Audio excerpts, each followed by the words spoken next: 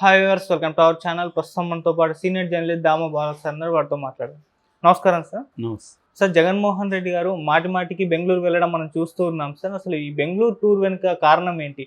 ఇక్కడ వాళ్ళ కార్యకర్తల పైన దాడులు జరుగుతున్నాయి, ఇవన్నీ జరుగుతున్నాయి అంటున్నారు. మరి ఈ టైంలో ఏపీలో ఉండక బెంగళూరు ఎందుకు వెళ్తున్నారు? దీని వెనుక ఉన్న కథ ఏంటి?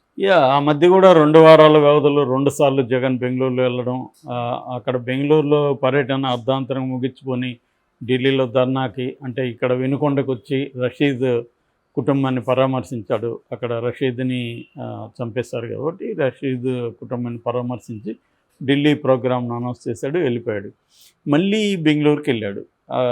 ఇది అందరికి కూడా ఆశ్చర్యంగా ఉంది. ఎందుకంటే ఇప్పుడు ఒక పక్క అతను చంద్రబాబు ప్రభుత్వం మీద వార్ డిక్లేర్ చేశాడు, ఢిల్లీ స్థాయిలో తీసుకెళ్ళాడు పోరాటాన్ని.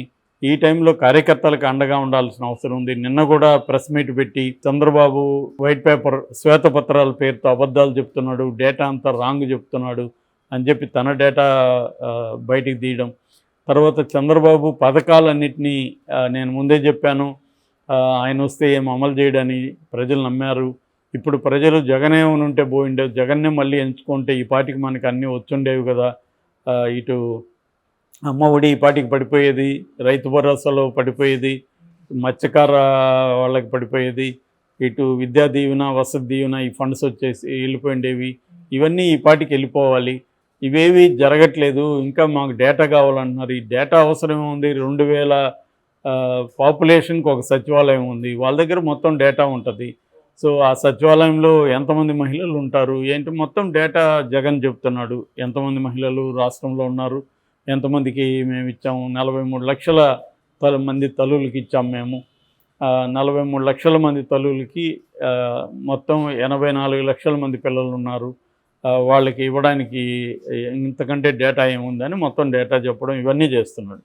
సరే, ఇవన్నీ ఓకే. ఒక ప్రతిపక్ష నాయకుడిగా తన మీద దాడులు జరుగుతున్నప్పుడు తను జైలుకి వెళ్తాననే ఆయనకి ఒక ఫీలరో లేకపోతే ఏదో తెలిసింది. దాని నుంచి అగ్రెసివ్గా మనం అటాకింగ్ మోడ్లోకి వెళ్దాం, అఫెన్సివ్ మోడ్లోకి వెళ్దాం.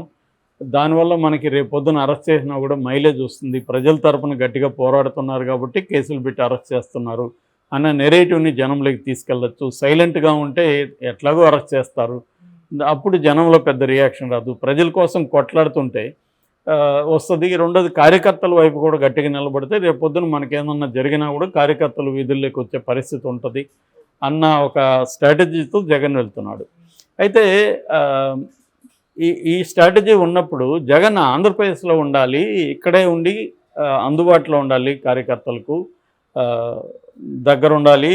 ఓదార్పు యాత్ర కూడా చేస్తానన్నాడు. 36 మంది హత్యకు గురయ్యారు, 300 మంది మీద హత్య ప్రయత్నాలు జరిగిపోయాయి, 2000కు పైన కుటుంబాలు పారిపోయారు. ఇవన్నీ చెప్తున్నప్పుడు వాళ్ళందరినీ పరామర్శించాలి. హోంమంత్రి అనిత కూడా ఒక ప్రశ్న జగన్ అడిగింది, ఆ 36 మంది ఎవరు, వాళ్ళ లిస్ట్ ఇవ్వు అని ఒకటి అడిగింది. రెండవది, 36 మంది చనిపోయింటే వాళ్ళందరినీ ఎందుకు నువ్వు పోయి పరామర్శించట్లేదు, ఒక్క రషీద్ని ఎందుకు పరామర్శించావు కూడా ఆమె అడిగింది. ఆమె అడగడంలో న్యాయం ఉంది. సో మరి జగన్ ఎందుకు ఈ పనులు చేయట్లేదు, ఇక్కడ ఉండి బెంగళూరుకి ఎందుకు వెళ్తున్నాడు అంటే, ఇక్కడ తను చేస్తున్న దానికంటే బెంగళూరు ఇంపార్టెంటా, బెంగళూరులో ఏముంది అనేది ఇవాళ అందరికీ ఒక పజిల్గా మారిపోయింది. సో దీనికి ఇంతకుముందు కూడా మనం చెప్పుకున్నాం, రకరకాల విశ్లేషణలు ఉన్నాయి.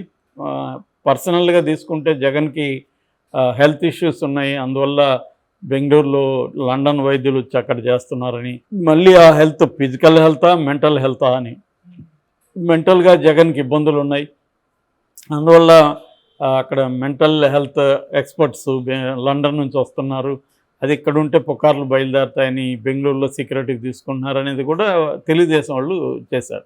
నిజానికి మెంటల్ హెల్త్ అయినా ఫిజికల్ హెల్త్ అయినా హెల్ప్ తీసుకోవడం తప్పు కాదు, తీసుకోవాలి. ఫిజికల్ హెల్త్ ఎలాంటిదో మెంటల్ హెల్త్ కూడా అలాంటిదే. ఒక భయంకరంగా ఈ స్థాయిలో ఓడిపోయిన అతనికి ఖచ్చితంగా మెంటల్ ప్రెజర్ ఉంటుంది, యాంగ్జైటీ ఇష్యూస్ ఉంటాయి, డిప్రెసివ్ ఇది ఉంటుంది. మామూలుగా గ్రీప్తో పోలుస్తుంటారు ఓటములను కూడా. గ్రీప్లో ఏంటంటే దాదాపు 5 స్టేజెస్ ఉంటాయి గ్రీప్లో. ఫస్ట్ ఏమో డినియల్ అంటే అది ఒప్పుకోకపోవడం, నేను ఓడిపోవడం ఏంటి, ఇంత ఘోరంగా రావడం ఏంటి అని ఒప్పుకోకపోవడం. ఆ తర్వాత యాంగర్ వస్తుంది. ఆ తర్వాత ఏమో కంప్లీట్గా దేనికైనా నేను రెడీ, ఇది కానీ నేను సీట్లు వస్తే దేనికైనా రెడీ అంటే, ముందు పొజిషన్ కానీ వస్తే ఏమైనా నేను చేయడానికి రెడీ అనే ఫీలింగ్ వస్తుంది. దాని తర్వాత డిప్రెషన్ వస్తుంది.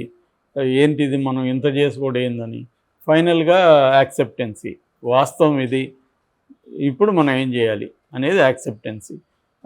ఇది ఓటమికి కూడా వర్తిస్తుంది. గ్రీఫ్కి అదే దుఃఖానికి ఇదే ఈ స్టేజెస్ ఉంటాయి. ఈ స్టేజెస్ ఆర్గనైజ్డ్గా లేకపోవచ్చు. అలాగే జగన్ ఒక పక్క పోరాటాన్ని స్టార్ట్ చేసి యాక్సెప్ట్ చేసి పోరాటాన్ని స్టార్ట్ చేసినా తనకు ఆ ప్రెజర్ ఉండొచ్చు. దానివల్ల తనకి మెంటల్గా సైకాలజిస్టులు కావచ్చు, సైకాట్రిస్టులు కావచ్చు, వాళ్ళ హెల్ప్ తీసుకోవచ్చు, తప్పేం లేదు. ఎవరైనా రకరకాల, కొంతమంది ఇప్పుడు చంద్రబాబు యోగా చేస్తాడు, మెడిటేషన్ చేస్తాడు. ఎందుకు చేస్తాడు? తనకి మెంటల్ స్ట్రెస్ ఉంటుంది. దాని నుంచి బయటపడడానికి ఎవరికైనా ఉంటుంది మెంటల్ స్ట్రెస్. మన మోడీ అయితే హిమాలయాలకు కూడా వెళ్ళి మెడిటేషన్ చేస్తాడు కదా. సో అది ఒక కారణం అని చెప్తున్నారు. కానీ పొలిటికల్గా నేనైతే అది పెద్ద కారణం అనుకోవట్లేదు. పొలిటికల్గా ప్రధాన కారణం ఏంటి అంటే, అక్కడ డీకే శివకుమార్ ఉన్నాడు. గతంలో కూడా షర్మిల డీకే శివకుమార్తో మీటింగ్స్ అయినాకనే కలిసింది.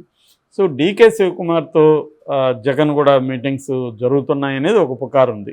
అయితే డీకే శివకుమార్ ఏమో దాన్ని గట్టి ఖండించాడు. తీవ్రంగానే ఆయన ట్వీట్ కూడా చేశాడు. అయితే అవన్నీ వాళ్ళు మామూలుగా రాజకీయ నాయకులు ఎప్పుడైనా కూడా ఖండిస్తుంటారు. రేపు అనౌన్స్ చేస్తారంటే కూడా ఈ రోజు వరకు కూడా ఖండిస్తుంటారు వాళ్ళు. ఎందుకంటే వాళ్ళకి ఒక టైమింగ్ అదంతా ఉంటుంది. అప్పటి వరకు లీక్ కావడం వాళ్ళకి ఇష్టం ఉండదు. సో వాళ్ళకి అవసరమైతే ఫీలర్లు బయటకు వదులుతారు. లేనప్పుడు అసలు ఏం జరగలేదని చెప్తూ ఉంటారు. సో శర్మిలాది కూడా అప్పుడు ఆమె ఏదో బర్త్డేకి వచ్చింది, పర్సనల్గా కుటుంబ సంబంధాల రీత్యా వచ్చిందని చెప్పారు. ఫైనల్ కట్ చేస్తే ఆమె కాంగ్రెస్లోకి వెళ్ళింది. ఇదంతా ఎట్లా సాధ్యమైంది? డీకే ద్వారానే సాధ్యమైంది. డీకేనే రాయబారాలు చేశాడు, లైజనింగ్ వీళ్ళిద్దరి మధ్య చేశాడు. అట్లాగే ఇప్పుడు జగన్ కూడా డీకేతో కలుస్తున్నాడు అనేది ఒక పాజిబుల్ ఇది. ఎందుకంటే బీజేపీ జగన్ని సపోర్ట్ చేసే పరిస్థితి లేదు. మోడీకి అవసరం లేదు జగన్తో. మోడీకి జగన్తో అవసరం ఏంటి? రెండు రకాలు. ఒకటేమో అక్కడ రాజ్యసభ అండ్ లోక్సభలో కొంతమంది జగన్కు ఉన్నారు. రాజ్యసభలో 11 మంది, లోక్సభలో 4 ఉన్నారు. వాళ్ళ ముఖ్యంగా రాజ్యసభలో 11 మంది మద్దతు కొన్ని బిల్లులకి బీజేపీకి కావాలి. ఆ 11 మందిలో కనీసం 3-4 చేర్చగలిగి బీఆర్ఎస్ నుంచి ఒక 4 వెళ్ళే పరిస్థితి ఉంది. ఇంకొంతమందిని ప్రెజర్ చేస్తున్నారు, కేసులు పెట్టి. ఉత్తరప్రదేశ్లో ఒక 6 మంది ఎంపీల మీద ఆల్రెడీ సివియర్ కేసులు ఉన్నాయి. అలాంటి వాళ్ళు కొంతమంది వచ్చే అవకాశం ఉంది. అట్లాగే జగన్తో గెలిచిన పరిమళనత్వాన్ని ఇలాంటి వాళ్ళు కూడా మోడీకి సపోర్ట్ చేసే అవకాశం ఉంది. ఇలాంటి దీంట్లో జగన్ మీద డిపెండ్ అవ్వాల్సిన అవసరం వాళ్ళకి లేదు. రెండవ కారణం, రాష్ట్రంలో చంద్రబాబు కొద్దిగా చెక్ పెడితే జగన్ ద్వారా చంద్రబాబు కంట్రోల్లో ఉంటాడన్న స్ట్రాటజీ కూడా బీజేపీ వాళ్ళకు ఉందని చెబుతారు. కానీ మరి ఇప్పుడు చంద్రబాబు జగన్ అన్న ఒక ఇది వచ్చినప్పుడు వాళ్ళు చంద్రబాబునే ఎన్నుకుంటారు. ఎందుకంటే వాళ్ళకి చంద్రబాబు ఇంపార్టెంట్. చంద్రబాబు ఎంపీల మీద డిపెండ్ అయ్యి వాళ్ళ గవర్నమెంట్ ఉంది అక్కడ. కాబట్టి చంద్రబాబు అన్నప్పుడు వాళ్ళు ఖచ్చితంగా చంద్రబాబు వైపు ఉండే పరిస్థితి ఉంది. చంద్రబాబు కూడా తనకి పొలిటికల్గా ప్రధానంగా ఆయనకున్న లక్ష్యం ఏంటంటే జగన్ పార్టీని సమూలంగా తొక్కేయాలి. ఈ 5 ఏళ్లలో తొక్కకపోతే మళ్ళీ మనకు కష్టమైపోతుంది. ఎందుకంటే చంద్రబాబు ఏజ్ రీత్యా కూడా 8 ఇయర్స్ వస్తాయి ఆయనకి. మళ్ళీ లోకేష్ చంద్రబాబు లాగా మొత్తం ఈ అన్నిటిని మెయింటైన్ చేయగలుగుతాడు అనేది ఇప్పటికిప్పుడే డౌట్. ఎందుకంటే లోకేష్ ఇంకా ఇండిపెండెంట్గా అతన్ని చంద్రబాబు వదిలి చేయలేదు ఇప్పటి వరకు. పవన్ కళ్యాణ్ కోసం లోకేష్ని బయటకు కూడా గట్టిగా పంపించలేదు లాస్ట్ ఎలక్షన్లో, పవన్ కళ్యాణ్ ఎక్కడ హర్ట్ అవుతాడని. సో అందువల్ల చంద్రబాబుకున్న ప్లాన్ ఏంటంటే, మనం 5 ఏళ్ల పీరియడ్లోనే మనం యాక్టివ్గా ఉన్నప్పుడు, పవర్ ఉన్నప్పుడు, కేంద్రంలో కూడా పవర్ ఉంది. మళ్ళీ నెక్స్ట్ 2029లో కేంద్రంలో ఎన్డీఏ వస్తుందో అది చెప్పలేము. అందుకని ఈ 5 ఏళ్లలో జగన్ని తొక్కేయాలంటే జగన్ని, పెద్దిరెడ్డి లాంటి వాళ్ళని, ముఖ్యమైన నాయకత్వాన్ని జైల్లో పెట్టాలి. మిగతా వాళ్ళని కొనగలిగితే కొనేయాలి, లేదా ప్రెజర్ చేసి కాంగ్రెస్లోకో వేరే చోటుకో బీజేపీలోకో పంపించేయాలి. ఇలాగా చంద్రబాబుకు ఒక ప్లాన్ ఉంది. సో ఈ ప్లాన్ జగన్ ఎదుర్కోవాలంటే జగన్కు నేషనల్ వైడ్గా ఒక సపోర్ట్ అవసరం. ఇంతకుముందు జగన్ ఇద్దరిని క్యారీ చేయలేదు. బీజేపీకి లోపాయి గారికి మద్దతు ఇస్తూ వచ్చాడు. దానివల్ల ఉపయోగం జరిగింది జగన్కి. అయితే ఇప్పుడు కానీ చేయకపోతే నెక్స్ట్ 2029కి చంద్రబాబు ఇండియా కూటమి గెలుస్తుందంటే అటు జంప్ అయినా ఆశ్చర్యం లేదు.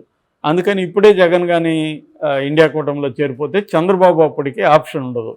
ఇది జగన్ ముందున్న స్ట్రాటజీ. ఒకవేళ అరెస్ట్ అయినా నేషనల్ వైడ్ ఇష్యూ అవుతుంది. ఇప్పుడు ఎట్లా కేజ్రీవాల్ది అయిందో అట్లాగే వీళ్ళు నేషనల్ వైడ్, అవసరమైతే ఇంటర్నేషనల్ వైడ్ కూడా ఇష్యూ చేయగలరు.